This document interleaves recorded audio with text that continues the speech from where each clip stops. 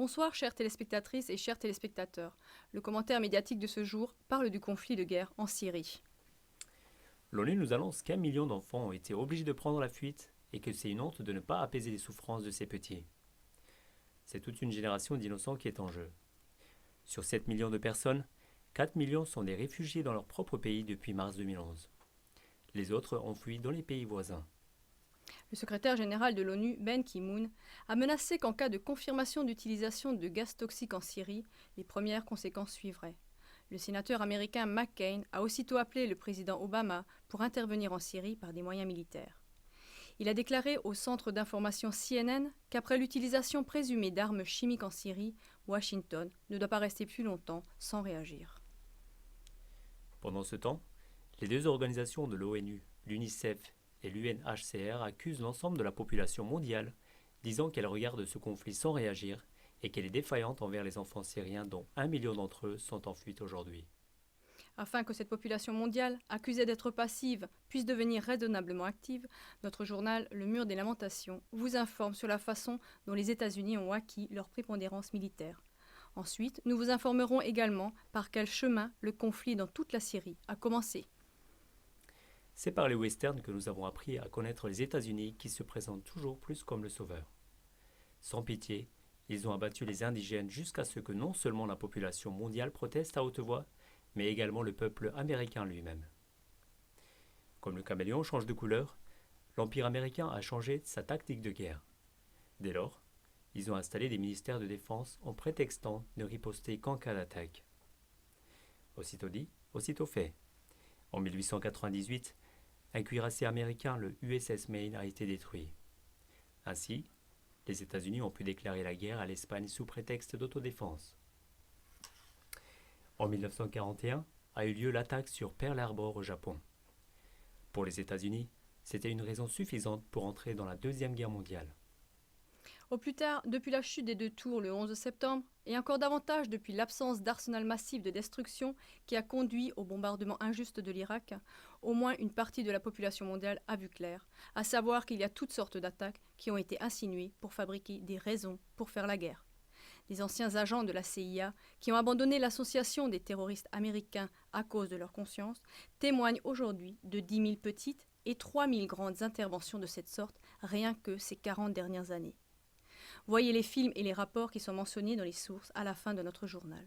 Mais attention, les films ne sont pas pour les enfants. Si déjà on fait appel à la population mondiale pour venir en aide aux enfants syriens sans défense, alors cette aide doit consister en une opposition mondiale unifiée contre les crimes de la puissance mondiale des États-Unis et de ses vassaux.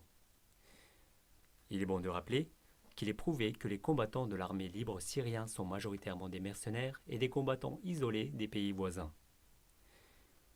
Ils ne sont ni de Damas ni d'Alep, comme les médias l'affirment. Ce sont des groupes d'opposants pro-occidentaux et qui sont financés par les États-Unis. Leur quartier général est installé à la base aérienne de l'OTAN à Incirlik. En un mot, ce sont des terroristes financés par les États-Unis qui attaquent l'ensemble des tiers-mondes et qui mettent le chaos aussi longtemps jusqu'à ce que les États-Unis revêtent leur troisième couleur de caméléon puissent faire des guerres humanitaires. C'est-à-dire qu'ils apparaissent comme le sauveur des nations, alors qu'ils continuent tout simplement à faire les anciennes guerres de massacre. John Stockwell, qui a quitté la CIA, témoigne dans son expertise sur la CIA concernant le corps des Marines et des guerres secrètes américaines. Dans le milieu des années 80, j'ai parlé du terme « Troisième Guerre mondiale » parce qu'à travers mes recherches, j'ai vu qu'avec nos activités de la CIA, nous n'avons pas attaqué l'Union soviétique, écoutez bien ce qui suit, mais nous avons attaqué les gens dans le tiers-monde. Et je vais vous dire ce que cette Troisième Guerre mondiale signifie. Je crois qu'au fond, c'est la guerre mondiale la plus sanglante de l'histoire. Nous avons entrepris des opérations dans chaque coin du monde. John Stockwell est l'officier le plus haut placé de la CIA qui a quitté l'agence et qui a dévoilé les choses au grand public. Il a également dirigé une patrouille d'éclaireurs dans la guerre secrète de la CIA en Angola de 1975 à 1976. Prenez aussi en compte d'autres témoignages d'anciens agents de la CIA. Aujourd'hui, les films chargés dans notre rubrique Informations non censurées contiennent 2 témoignages importants de ce genre. Ils nous dévoilent que les États-Unis, avec leur combine de guerre humanitaire qu'ils mènent, ne sont pas encore arrivés au but souhaité. Car, depuis longtemps, ce même caméléon a adopté secrètement sa quatrième couleur menaçante. Depuis que plus en plus d'agents haut placés de la CIA déposent leurs témoignages, le gouvernement des États-Unis essaie de faire porter à la CIA toute la responsabilité pour les guerres. En cela, ils sont maîtres. Mais, en ce qui concerne le droit international, il n'est même pas permis de prendre en considération un tel déchargement de culpabilité, pas plus que l'impunité des parents qui soutiennent leurs enfants mineurs, alors que ceux-ci commettent librement des attaques terroristes. Et en fin de compte, on rappelle que les provocations de guerre des États-Unis, comme le sénateur américain McCain vient de le faire envers le président Obama d'après la Chine et la Russie, c'est une provocation directe pour une nouvelle guerre mondiale.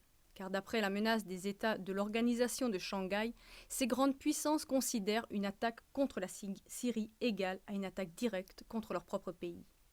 Ils font en fait fonction de système de sécurité pour la Syrie.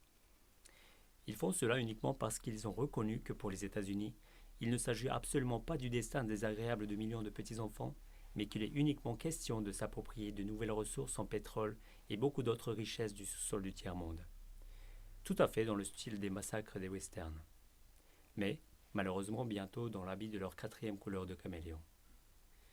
On pourra trouver davantage d'informations sur cette quatrième couleur dans la rubrique « Informations non censurées ».